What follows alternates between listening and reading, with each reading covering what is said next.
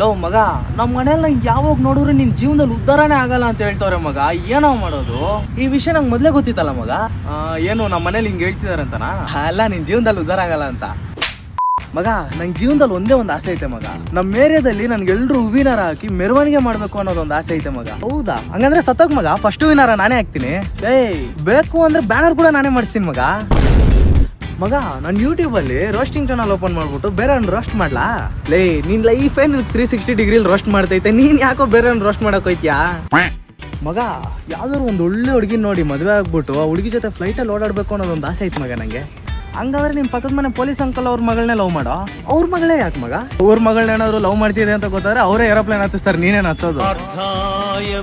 ಮಗ, 2 ಸಬ್ಜೆಕ್ಟಲ್ಲಿ ಫೇಲ್ ಆಗ್ಬಿಟ್ಟಿದೀನಿ ಮಗ ನಾನು. ಹಬ್ಬ, ಒಳ್ಳೇದಾಯ್ತು ಬಿಡು. ನಾನ್ ಫೇಲ್ ಆದ್ರೆ ನಿಂಗೇನೋ ಖುಷಿ?